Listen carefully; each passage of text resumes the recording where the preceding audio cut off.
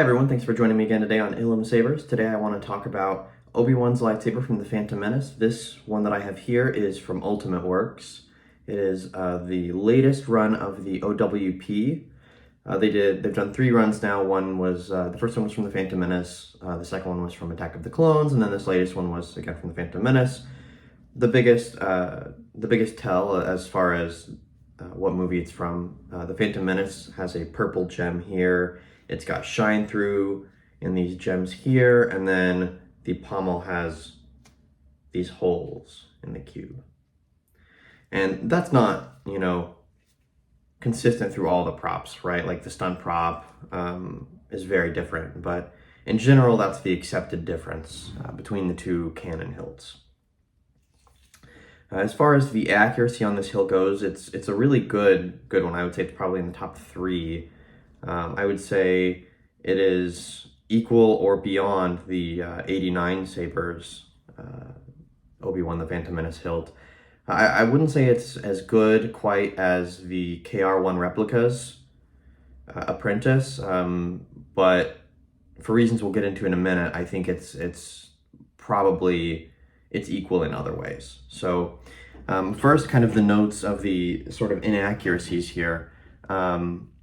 I've seen some people sort of talk about this sort of lip here on a lot of pictures you'll see, and in some of the other hilts like the KR Apprentice and the 89.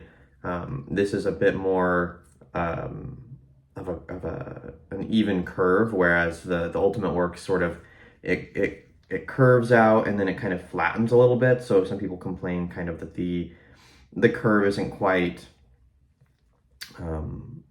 as round as it should be. Another thing that I've seen people talk about is the pommel. It's a bit flatter on the end than some other ones. It's not much, you don't really notice it when you're looking at the hilt. You don't notice it when you're handling it. But if that's something that you're prone to notice already, like that's your make or break for the hilt, then maybe a different one would be for you. But I was kind of a stickler on accuracy when looking for a Phantom Menace Obi-Wan to purchase, and I felt like this one was a pretty good replication of what you see on screen. Another one is the pommel cubes actually are not supposed to be symmetrical, right? So they're symmetrical like that. One's got, a mate on the other side or a match, and they're not supposed to be that way. As far as I know, even the one replicas, the Apprentice, actually had symmetrical cubes. So I'm curious as to, I think maybe the Project O that's newly announced, I think that might have the correct asymmetrical cubes. But again, I'm not a big stickler on that. In fact, I actually kind of prefer the symmetrical look because growing up, that's what all the toys had. So to me, that's what looks right to my eye. But it's a really great hilt in the hand. It's very slim. You hold it and you feel like you're holding a lightsaber. So all of the Ultimate Works hilts, as long as they're the replica hilts and not their light hilts, they actually work with the same heart or core. They call them hearts. This is their Profi core. Okay, you've got the Profi board here. I mean, it's quite small when you see compared to Asteria. The speaker here, you've got an accent strip here, which is really cool. And then the space for your battery here. It says Ultimate Works in there. And then I've got the Asteria core right here. The board is a lot bigger, right? And you see the board is this whole thing here versus the Profi, right? And so the Asteria can do a lot of the same things that the Profi can, not all of them, certainly not all. And the differences are, I would say noticeable, but they're not, they're not huge differences, right? It's still got smooth swing and it does that pretty well. I've worked a lot with Asteria and had a lot of fun with it. Overall, some of the other differences you've got here between the cores, other than functionality, are, and I'll go over functionality differences of course in a future video. But your SD card, this is kind of an important one on the Asteria. It's right on the front here, and you have to. This works differently. A lot of them you can just pull it out, or it's got a spring mechanism you push in and it comes out. This you actually have to use your fingernail and kind of pull down on this metal tab, and then the metal tab comes out, and then the SD card just falls out. Whereas this one, you've got the yellow tab there, you just pull it and the SD card comes out. The Asteria does not have accent LEDs here. It doesn't have room for it, I think, just because the board is so much bigger, the battery has to go in the back. Whereas this one, the Profi goes in the front, the battery goes in the front, the back's got your accent strips. You've got two little micro tactile switches here you can press to turn it on and off, just to test it when it's out. Both of them have this nub at the bottom to help you pull it out of the hilts. Both of them have the same connector, right? So they're both compatible with all of the hilts. For today's video, I'm going to be using the Profi. That's the one that I use more, but it's nice to have both, just to kind of play with both of them. So I'll go ahead and pop it in the hilt here. I've already got the blade attached. When you put your core in, you just want to kind of look and see. There are two screws inside the hilt, and there are two screws on the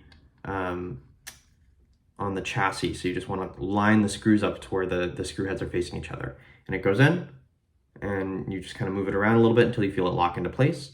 And then you push it in a little further, and there you go. Then your pommel just screws up on top of it, and that's it. So I'm going to go ahead and finish up here. I've got to put the battery back in it, but I'm going to go ahead and go over the functionality next. All right, so getting into the functionality of this hilt, you've got a lot going on, right? Of course, you've got everything that Profi has. So you've got clash, lockup, blasters, quotes, music, and sound fonts, different sound fonts, of course. And so I think the one I've got it on right now is an Obi-Wan, I think Revenge of the Sith. I'm going to go back to Phantom Menace. Meet Obi-Wan Kenobi. So I've got it set up through FET263's website. It's got the audio flicker, which I really like because it makes it so that the prequel fonts and the sequel font, or the prequel and the original fonts, actually flicker more how they would, right? So the originals have quite a bit of flicker to them, whereas the prequels, really, when you watch the movies, you have to really squint to see any kind of flicker. So this definitely has a noticeable flicker, but not much, right? Not much, not as much certainly as an original trilogy would. Right?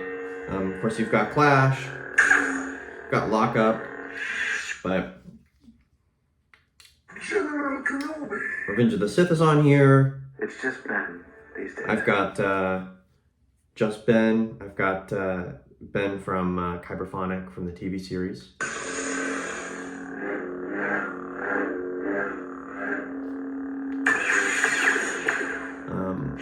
Also have tracks you can put on here. I'm not going to play them for copyright reasons, of course. Obi-Wan Kenobi. A New Hope. This is really cool because going through them, you can hear how the sound of the lightsabers kind of progress, and it's really cool because then you can sort of see that in the TV series they really took a lot of those sound effects from A New Hope. They recreated a lot of those pretty faithfully. We've got Luke Skywalker from Return of the Jedi. I believe this is K-Sith's version of that font. Anakin Skywalker. This is another K-Sith. It's the Chosen One.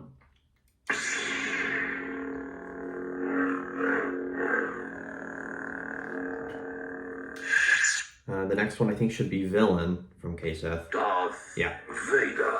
And this is the one with the infamous Youngling blasters, right? It's got a very different sound to it, which is really cool. That's enough of that. Kyberphonic's Tusken Terminator, which he actually just released version 2 of, and the hum on this is really cool.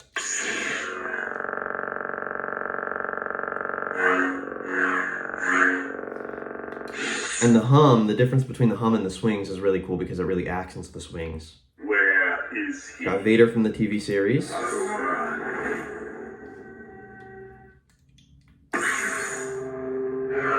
Got, I think this is Code Fulcrum. Reed can be an And then Qui-Gon, I think. Mace This part Windu. is over. So yeah, today we just went over the functionality of the OWP with the Profi. It's quite a fun hilt. I definitely recommend looking into the POC store if you liked this video. If you did like the video, please like and subscribe to the channel. It really helps us out. And comment, let me know what your favorite Obi-Wan hilt is. Is it the OWP? Is it the KR Apprentice? Is it the new Project O? There are a whole bunch of them out there, the 89 sabers. So comment, let me know what your favorite is, and I'll get back to you in the comments.